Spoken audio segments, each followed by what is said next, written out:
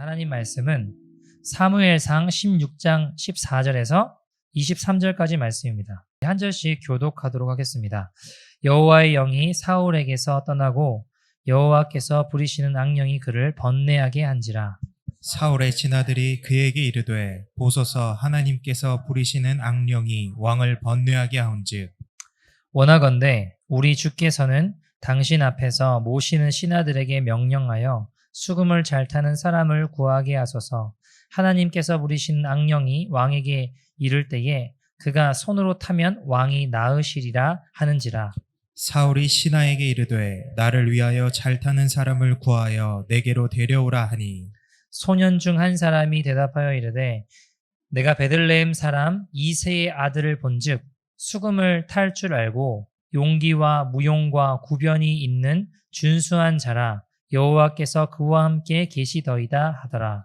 사울이 이에 전령들을 이새에게 보내어 이르되 양치는 내 아들 다윗을 내게로 보내라 하매 이새가 떡과 한 가죽 부대의 포도주와 염소 새끼를 나귀에 실리고 그의 아들 다윗을 시켜 사울에게로 보내니 다윗이 사울에게 이르러 그 앞에 모셔섬에 사울이 그를 크게 사랑하여 자기의 무기를 드는 자로 삼고 또 사울이 이새에게 사람을 보내어 이르되 원하건대 다윗을 내 앞에 모셔 서게 하라.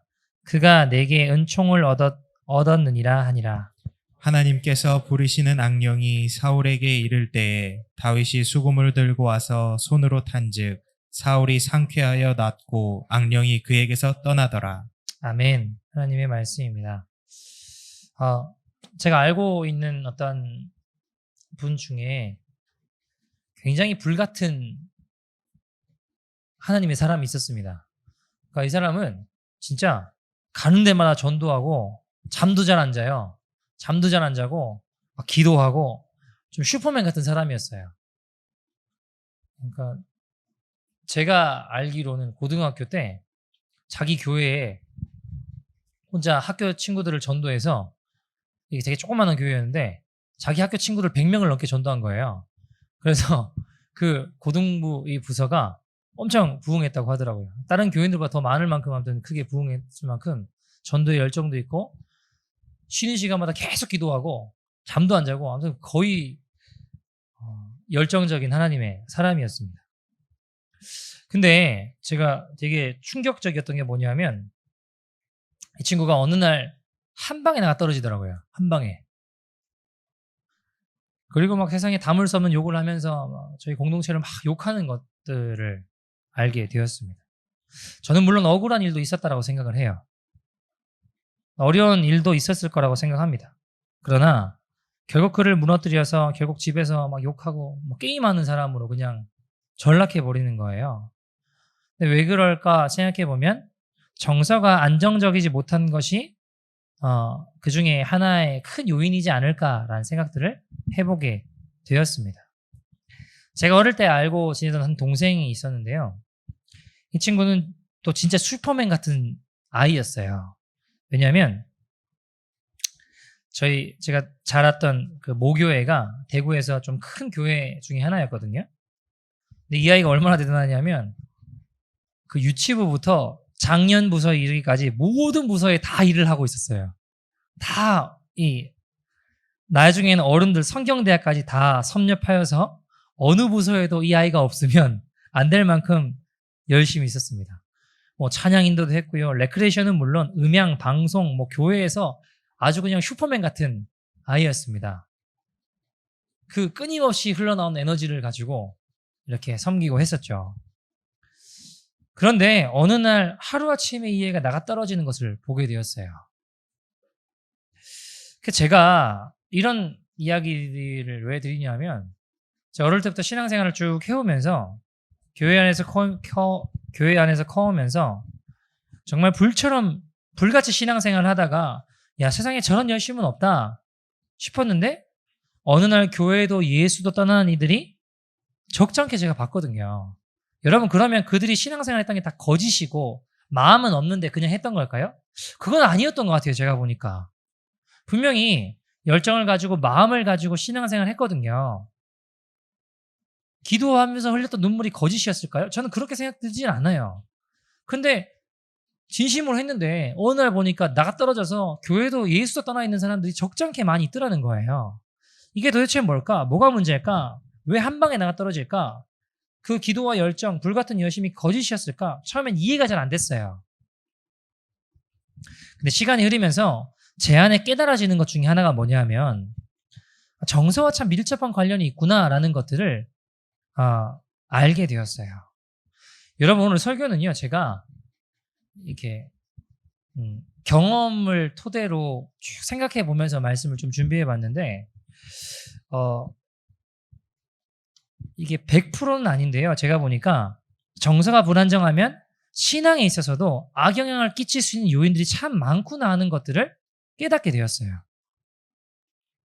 여러분 보세요. 정서가 안정적이지 못하면 쉽게 불안해하고 염려와 걱정에 휩싸이더라고요. 그럼 결국 쉽게 오해하고 의심하고 돌아서는 일들도 참 많이 일어나는구나라는 것들을 깨닫게 되었습니다. 이 좀 스테이블하지 못한 언스테이블한 이런 이 감정은 결국 불안과 염려와 걱정을 낳아요. 그리고 이것이 묶임이 돼요. 영혼육의 묶임이 돼요. 결국 거기에 휩싸여서 아무것도 할 수 없게 만들어버리는 경우들도, 그렇게 전락하는 경우들도 있더라고요. 거기서 못 헤어나오게 되더라고요. 여러분, 그러면 왜 불안과 걱정과 염려가 생길까요? 왜 생길까요? 실제로 불안, 걱정, 염려는요, 어떤 문제들을 통해서 우리에게 와요. 아무 일도 없는데 이루어지진 않고 어떤 문제들, 어떤 상황들, 어떤 일들을 통해서 우리에게 오거든요. 근데 여러분, 그게 일어났든 일어날 예정이든지 간에 어떤 사건들을 통해서 와요. 근데 그 문제에 대한 현상이 없어진다고 해서 근본적인 치유가 되지 않더라고요. 현상만 잡는다고 해서 여러분 예를 들어서 우리가 어떤 일을 통해서 우리에게 불안, 염려, 걱정 이런 게 왔어요. 그런데 그 불안한 현상을 해결하는 게 불안한 현상만 해결하면 근본적인 해결이 되지는 않더라는 거예요. 보니까 그 현상만 해결하면 또 올 거 아니에요. 그러니까 요즘은 세상에 정신적으로 피폐해지고 병적으로 어려움을 겪는 비율이 급격하게 증가하고 있습니다. 이게 그래프가요. 옛날에는 어떤 정신적인 어려움이나 불안, 염려, 불안장애 뭐 여러 가지 것들이 이렇게 증가했다면 요즘엔 막 이렇게 증가한다고 그래프가 많이 나오더라고요. 근데 여러분, 우울증, 강박증, 불안장애 등등 이런 정신질환이 더 이상 특수한 상황이 아니라 굉장히 일반적으로, 이게 아주 일반적이라고 할 만큼 많은 시대를 우리가 살아가고 있어요. 오늘 현대인들의 이 정신적인 어려움 가운데 증가하는 것 중에 하나가 강박증이잖아요. 강박증은 내 의지와 상관없이 특정한 생각이나 행동을 반복하는 장애입니다. 그래, 이것이 내가 불합리하다는 것을 알면서도 내재된 어떤 불안을 감수하기 위해서 반복하며 이걸 중지하면 불안 증세가 막 나타나는 거예요. 여러분, 이에 대한 원인은 여러 가지 것들이 있겠죠. 뭐 신경, 생물학적, 유전적, 정신, 역동적 요인 여러 가지 것들이 있겠지만 이게 보니까 뭐 세라토닌이라는 이 물질이 원인이라는 추정도 있고요. 뭐 여러 가지 것들을 뭐 점두엽, 좌측 방구, 기저 신경절 등 이상 소견을 기반으로 한 뇌기능 장애의 원인이라는 가설들도 있고요. 여러 가지 요인들이 참 많아요. 근데 이와 같은 강박증은요, 여러분 현대인들의 삶에서 증가되고 있습니다. 여러분 실제로 삶에서 무엇을 해야 하는 이 실제적인 행동 불안으로 또 이렇게 나타나기도 하고 강박사고 강박행동으로 나타나기도 하죠. 뭐 이런 어려운 이야기 관둬놓고 여러분 보면 저는요 이런 정신적인 어려움들과 질병들과 여러 가지 것들이 실제로 많이 늘어나는 것도 사실이라고 생각해요. 그러나 과거에 비해 현대인들의 내면이 약해진 요인들도 있다고 생각합니다. 사회가 그만큼 다양하고 복잡해졌죠. 여러분, 그러나 동시에 한번 생각해 보자고요.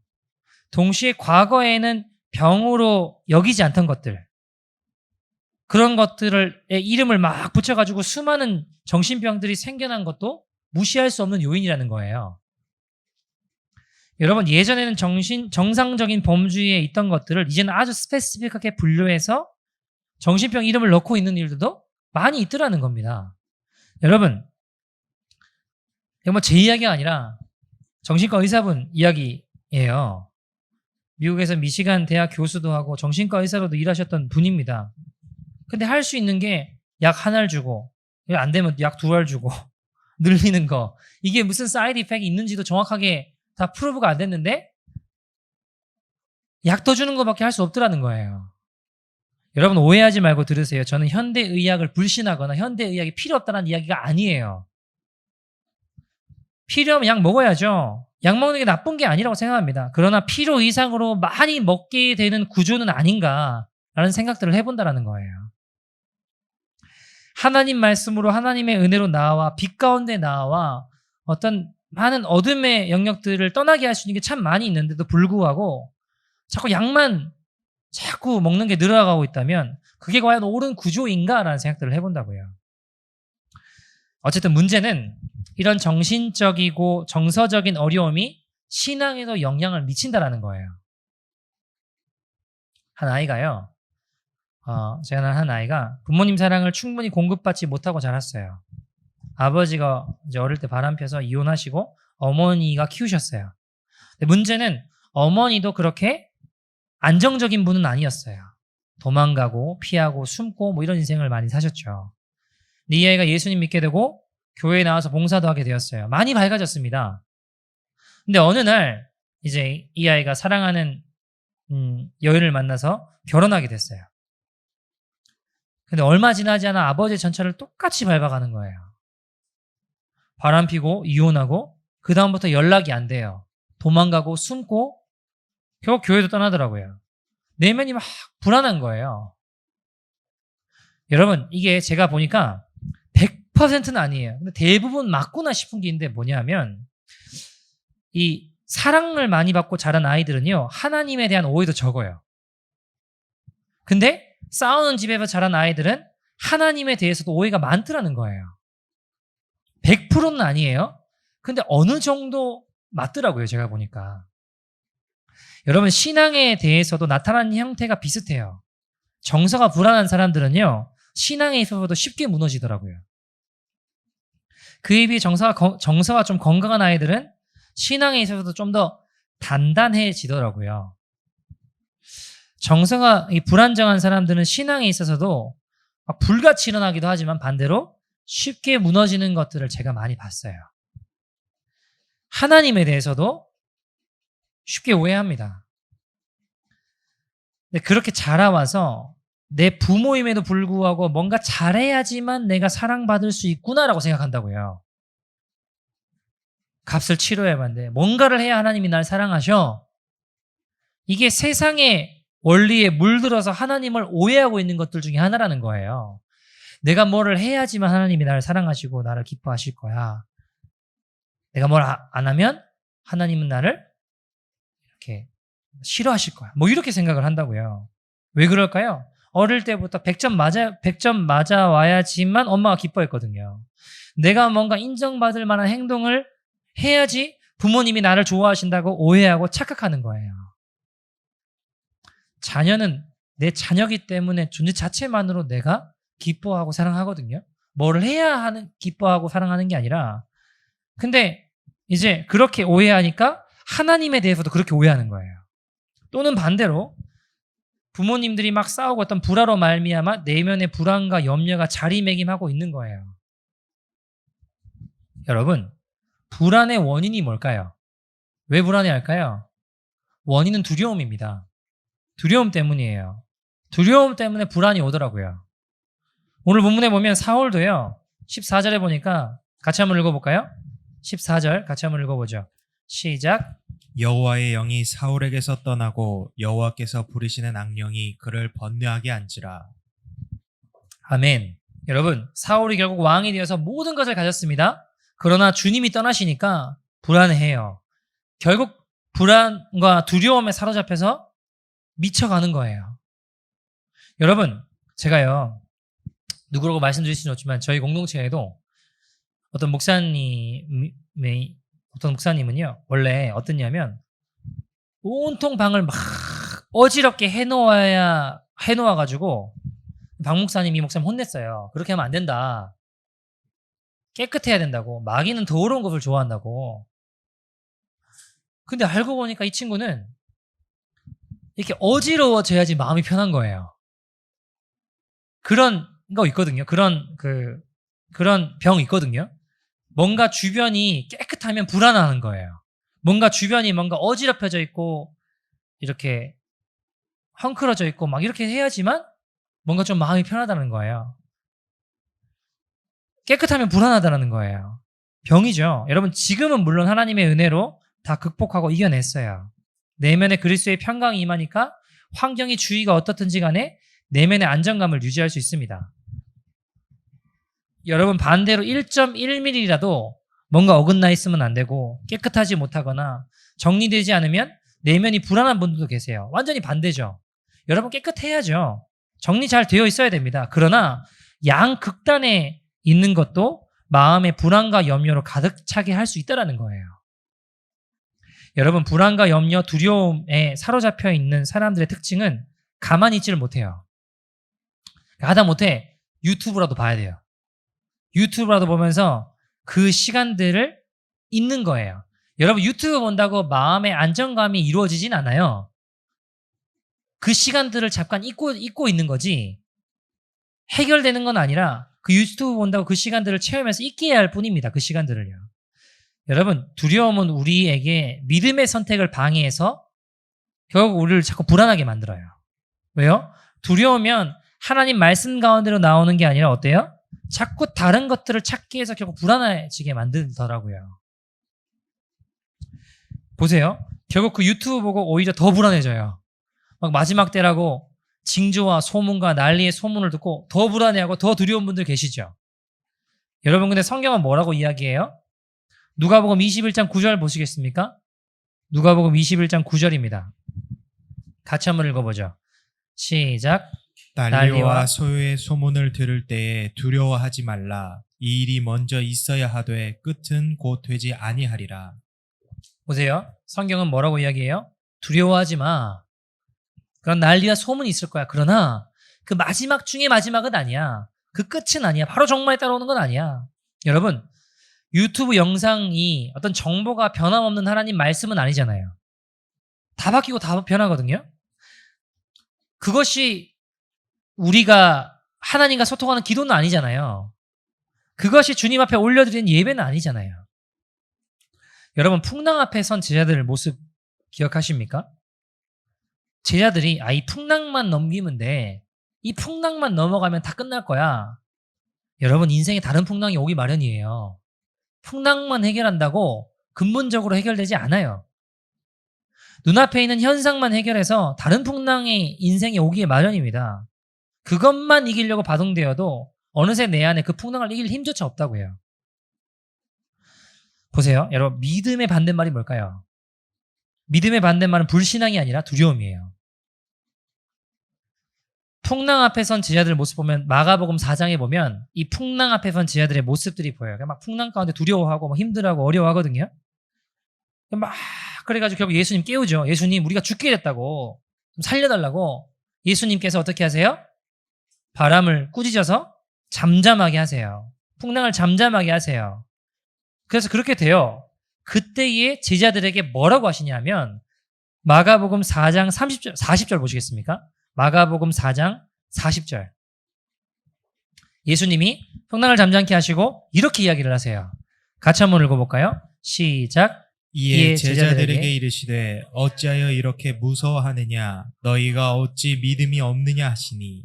아멘. 제자들에게 뭐라고 하시냐면 어찌하여 무서워하느냐 어찌하여 두려워하느냐 뭐라고 하시죠? 그게 뭐라는 거예요?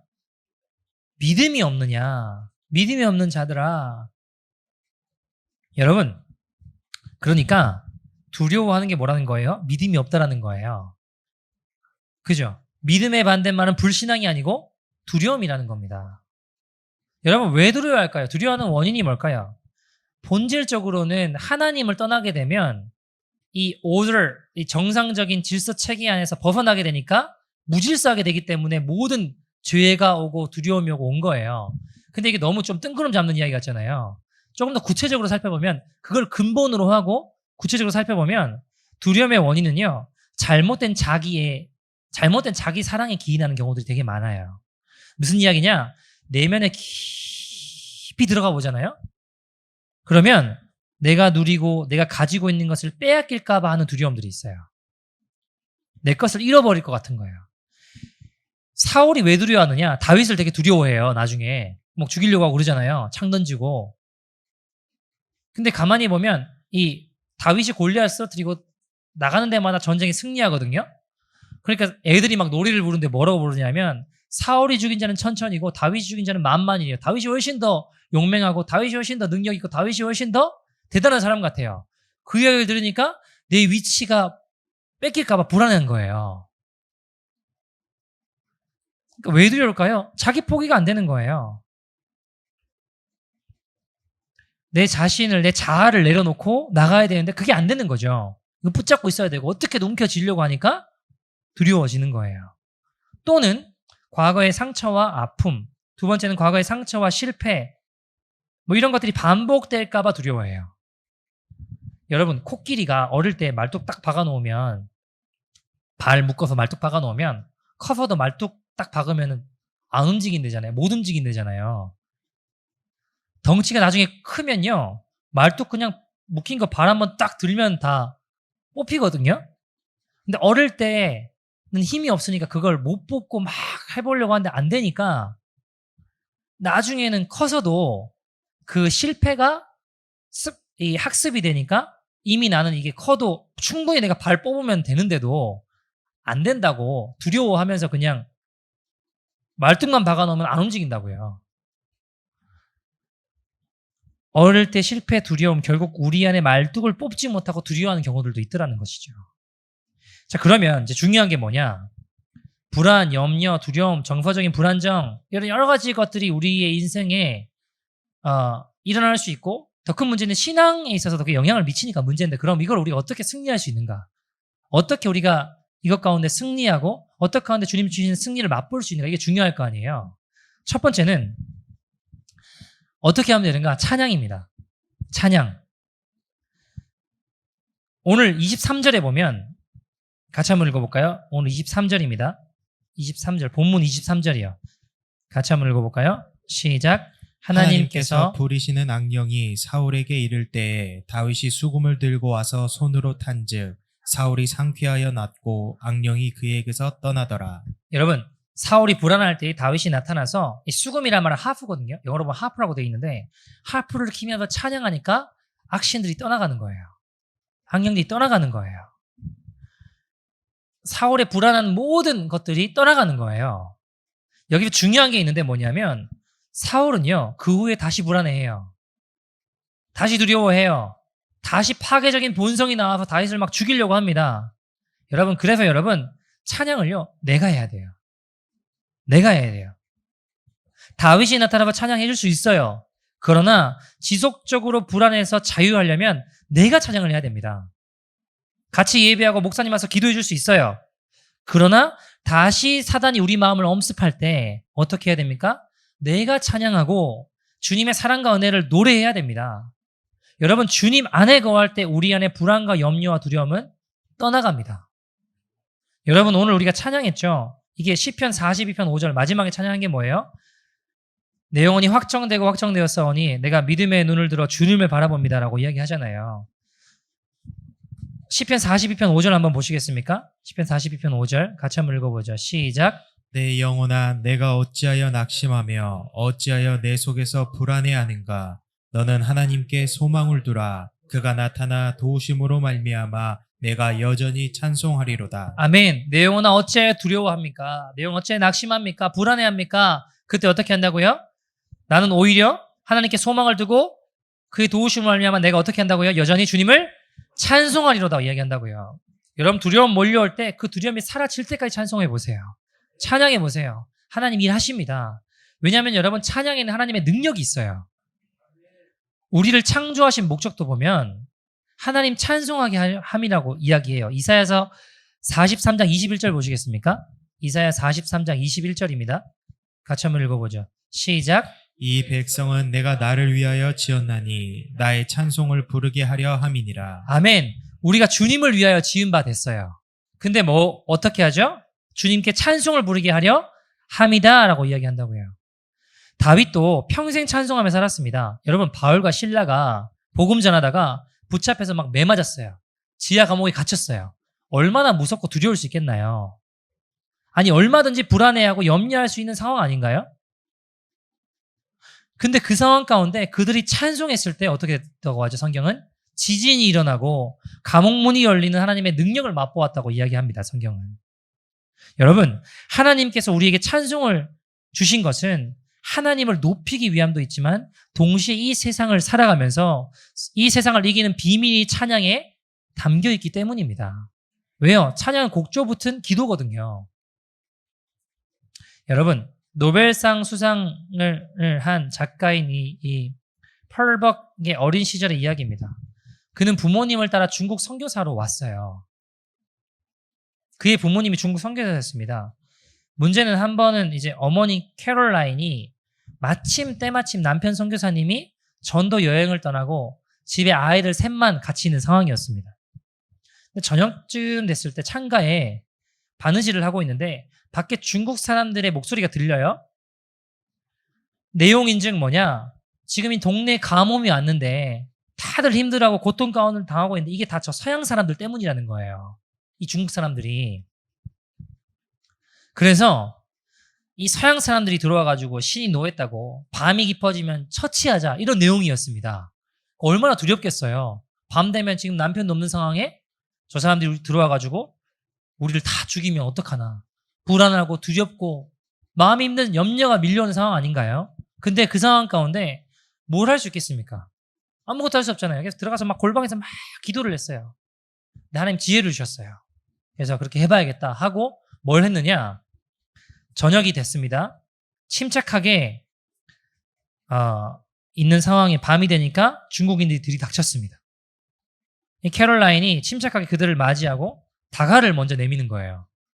나를 죽이러 온 사람들한테 다가를 내밀고 오르간 앞에 앉아서 중국어 찬양을 부르시겠어요. 중국어 찬송을 막 부르기 시작했습니다. 오르간을 치면서.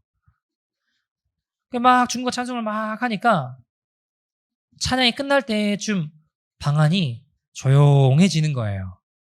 그리고 신기하게도 중국인들이 같이 이렇게 얼굴을 마주 보면서 멋쩍어 하더니 하나 둘씩 돌아가기 시작했습니다. 놀라운 일이죠. 여러분, 찬송 중에 임하셔서 승리케 하신 하나님의 역사였습니다. 여러분, 성경은 분명히 뭐라고 얘기하느냐? 찬양의 능력이 있는데 그것은 찬양할 때 하나님이 임하신다고 하셨어요. 시편 22편 3절 보시겠습니까? 시편 22편 3절입니다. 시편 22편 3절 같이 한번 읽어보죠. 시작. 이스라엘의 찬송 중에 계시는 주여, 주는 거룩하시니이다. 아멘. 이스라엘의 찬송 중에 주님이 계신다라고 하셨어요. 우리의 모든 불안과 염려와 두려움, 정서적인 불안전함, 이 모든 것이 찬송 중에 주님이 임하심으로 주님과 연합하여 온전해지는 저와 여러분 되기를 간절히 소원합니다. 두 번째로 불안, 염려, 두려움, 이 정서적인 불안정에서 승리하는 방법. 두 번째는 예수님을 바라보는 거예요. 시선을 주님께 두는 겁니다. 히브리서 12장 2절 보시겠습니까? 히브리서 12장 2절입니다. 같이 한번 읽어보죠. 시작. 믿음의 주여 또 온전케 하시는 이인 예수를 바라보자. 저는 그 앞에 있는 즐거움을 위하여 십자가를 참으사 부끄러움을 개의치 아니하시더니 하나님 보좌 우편에 앉으셨느니라.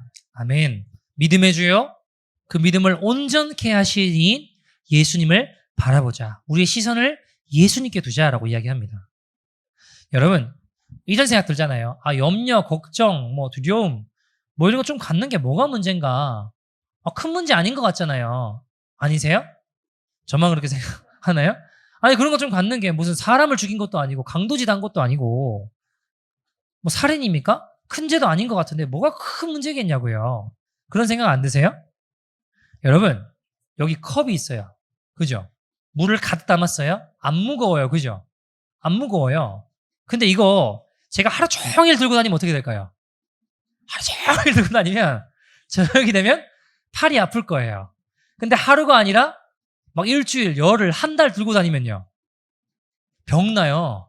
어깨 아프고 반드시 병나게 되어 있습니다. 가벼워요. 지금 안 무거워요. 그러나 별거 아닌데요. 계속 들고 다니잖아요. 그럼 병나게 되더라고요. 어깨 아프고 몸이 아프기 시작하더라고요. 여러분, 염려, 걱정 별거 아니죠. 그런 마음 좀 갖는 게 뭐 대수겠습니까? 그러나 하루 종일 생각하고 염려하고 걱정하고 일주일, 한 달 내도록 마음에 품고 살면 어떻게 될까요? 어떤 일이 벌어질까요? 내 영혼이 병나게 돼요. 내 영혼이 반드시 병나게 되어 있습니다. 작은 거 아니에요, 여러분. 그거를 품고 사니까 못 견디는 거예요. 못 살겠는 거예요. 못 견디는 거예요. 우리 자신이요. 여러분, 우리 영혼육에 묶임이 일어나는 겁니다. 반대로 예수님 바라보는 거, 예수님 생각하는 거, 시선 예수님께 두는 거, 뭐 별거 아닌 것 같잖아요. 뭐 큰일이겠습니까? 대단한 일 아닌 것 같잖아요. 근데 여러분, 계속 해보세요. 항상 해보세요. 하루, 일주일, 한 달, 1년 내도록 예수님 바라보고 생각하면 어떻게 내 안에 변화가 일어나지 않을 수 있겠냐고요. 반드시 변화가 일어납니다. 두려움, 걱정, 염려 떠나갈 줄 믿습니다.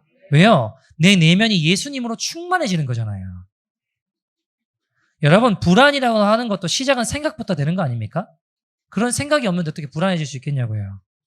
그 생각을 예수님을 바라보고 예수님 잡고 생각하는 거예요. 주님이 온전케 하시는 분이라고 분명히 성경이 말씀하였습니다. 여러분, 데살로니가전서 5장 23절 보시겠습니까? 데살로니가전서 5장 23절입니다.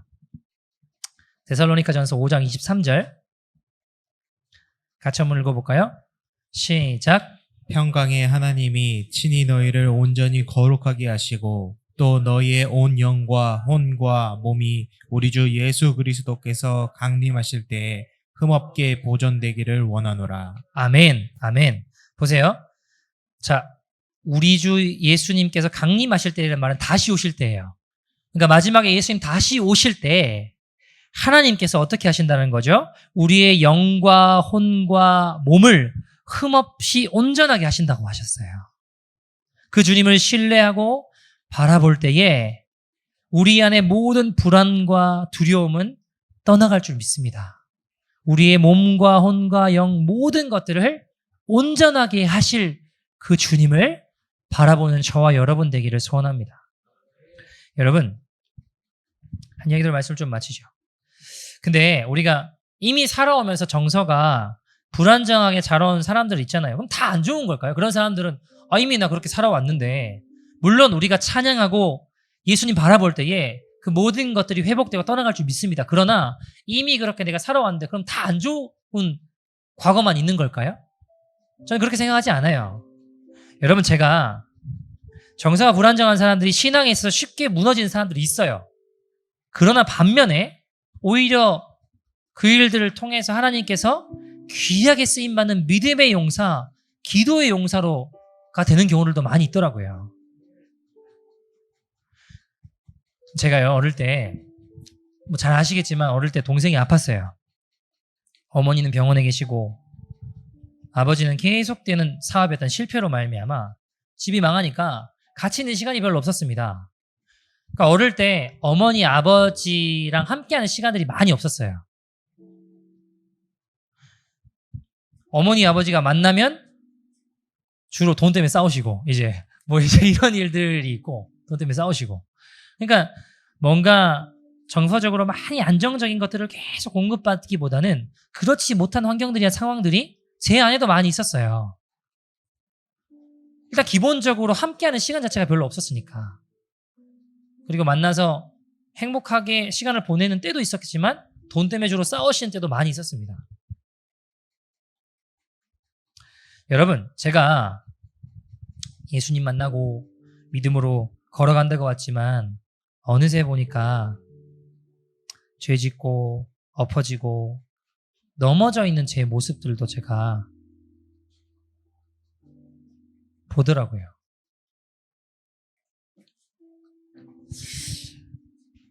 그때 불안하고 두려움, 염려 이런 것들이 막 몰려오더라고요.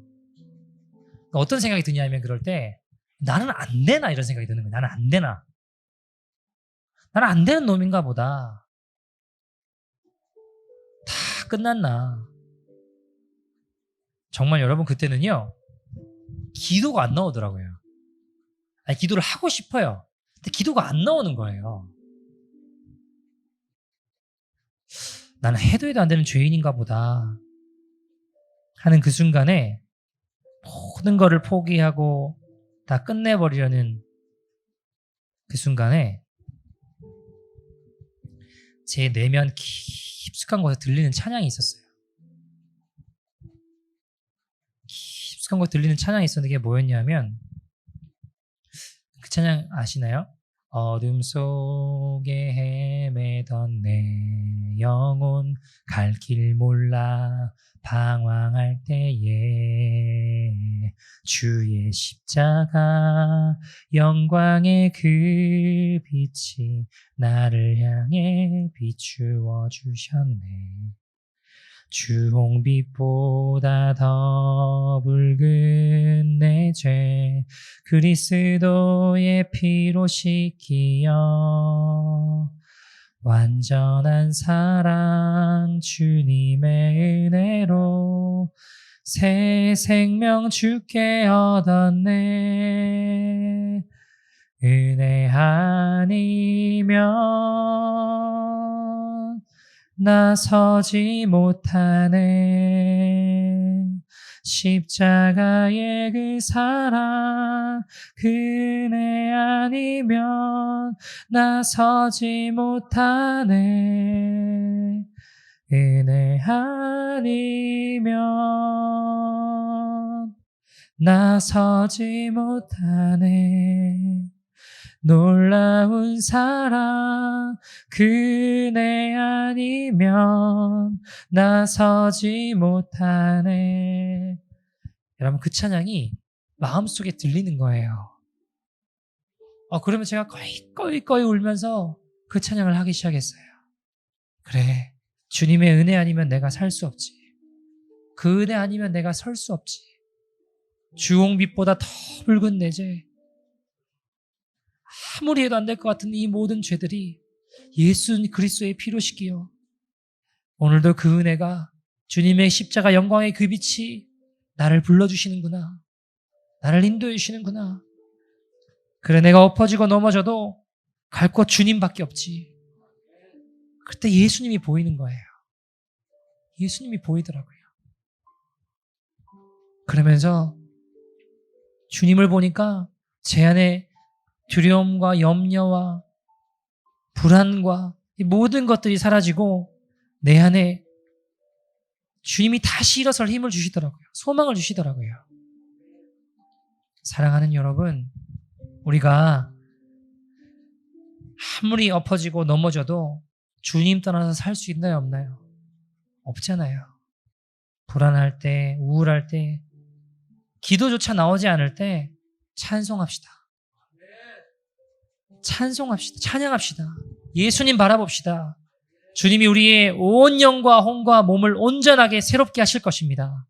그 은혜의 주인공 되는 저와 여러분 되기를 간절히 소원합니다. 시간 같이 한번 기도합시다. 시간 같이 기도할 텐데, 하나님, 내 안에 있는 모든 정서적인 불안들, 염려들, 걱정들, 두려움들, 내 영혼아 어찌해 낭망하며 어찌해 내 속에서 불안해하는가?